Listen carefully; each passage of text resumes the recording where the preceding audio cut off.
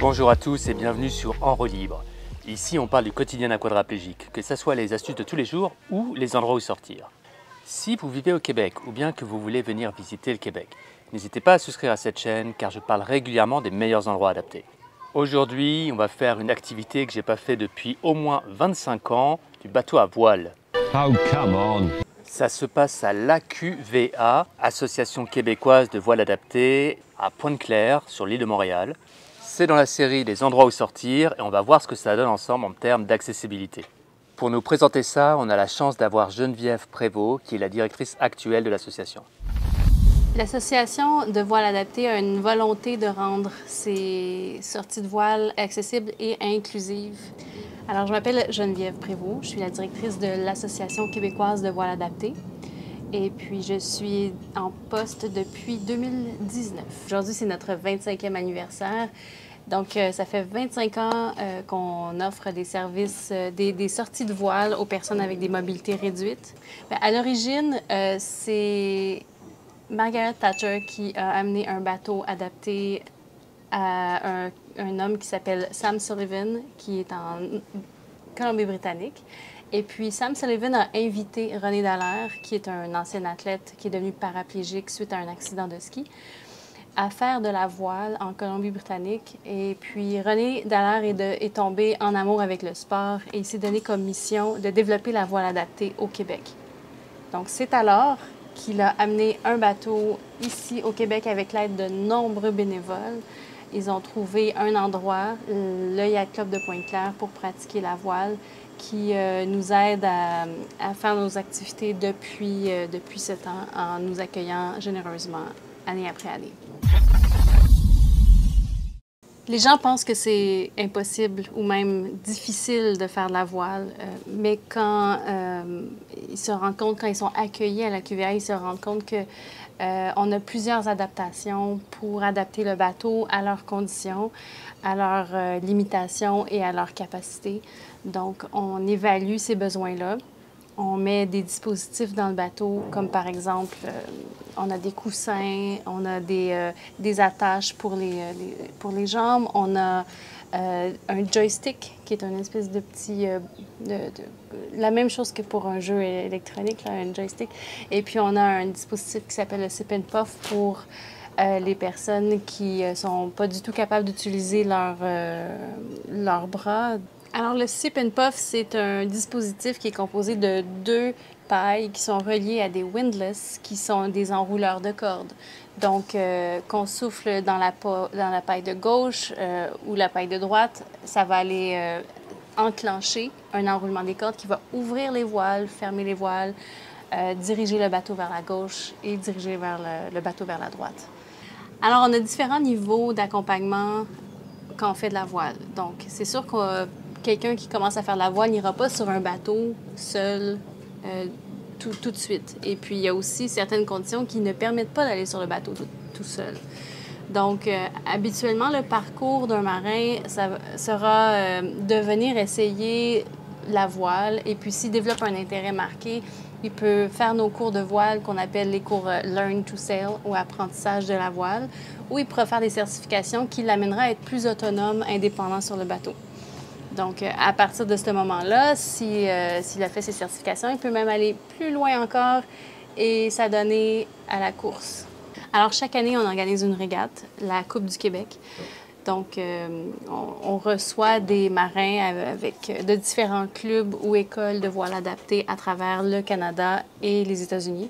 Donc, ces gens-là apportent leur bateau ou on leur prête des bateaux et se rassemblent sur l'eau dans deux flottes, argent et or, et puis ils s'affrontent pendant la régate. On veut que tous les gens avec des limitations puissent accéder, mais c'est aussi de faire une accessibilité économique pour rendre la voile accessible à tous. Donc, on réussit à aller chercher du financement pour permettre de maintenir nos sorties de voile à un prix très abordable. Nos activités ne se limitent pas juste à la voile. Pour nous, ce qui est important, c'est l'aspect communautaire. On veut donner la possibilité à nos membres de vivre l'expérience du club. Donc, oui, ils viennent ici pour pour faire de la voile, mais en dehors des activités de voile, on va célébrer les grandes fêtes, on va se rassembler lors d'événements. Notre principale activité de levée de fonds est organisée par un groupe de bénévoles qui est situé au Club Royal de Saint-Laurent, au Yacht Club. Et puis, donc, c'est pas organisé par nous, c'est organisé pour nous. Donc, à chaque année, ils organisent une régate qui est inter-club. Donc, il y a plusieurs clubs qui participent. C'est une course-poursuite qui se passe sur l'eau, juste ici, sur le lac Saint-Louis.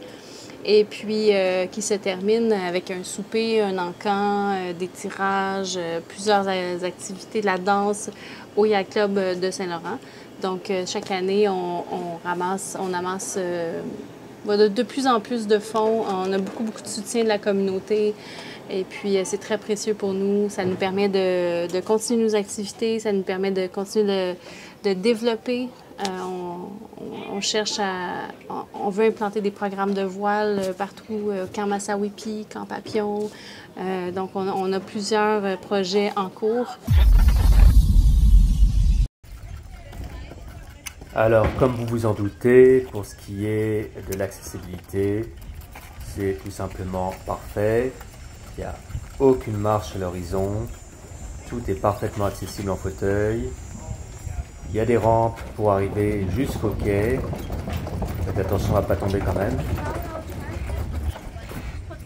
Le personnel est super habitué avec les fauteuils. Quand vous êtes sur le bateau, il le ramène derrière.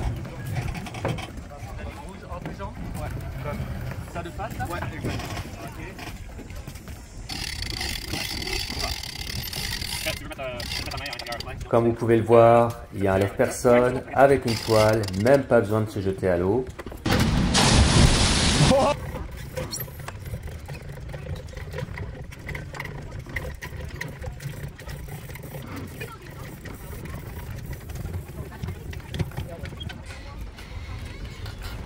Alors voilà, c'est le grand départ.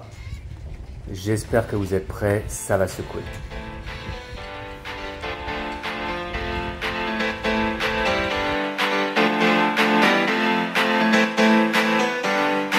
Ou pas.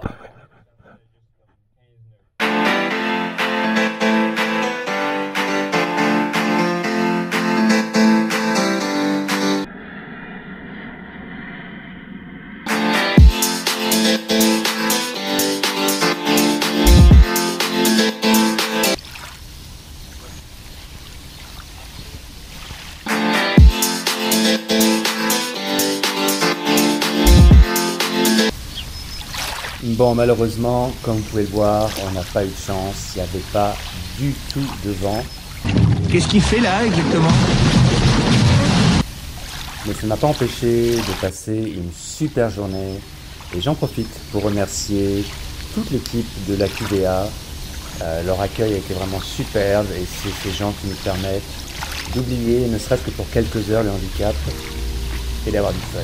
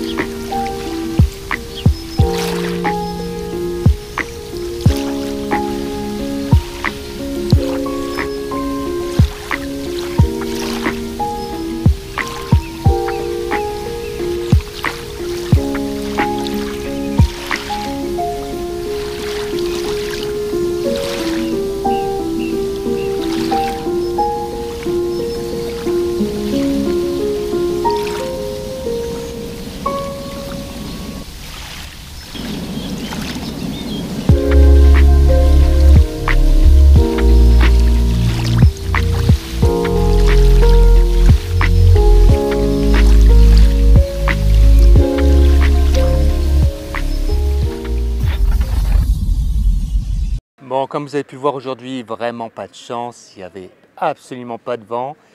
C'est pas comme ça tous les jours, apparemment ça arrive quelques fois par saison, c'est tombé sur nous. J'espère que cette vidéo vous a plu et que vous avez appris quelque chose. N'oubliez pas, on ne cherche pas la perfection mais l'indépendance. Si vous avez des suggestions de ce que vous aimeriez voir, ou bien que vous êtes vous-même en fauteuil et connaissez un endroit qui vaudrait la peine d'être visité, laissez-le moi savoir en commentaire et on fera une vidéo là-dessus. Merci de m'avoir regardé jusqu'au bout. N'oubliez pas de vous abonner si ce n'est pas déjà fait et à la prochaine.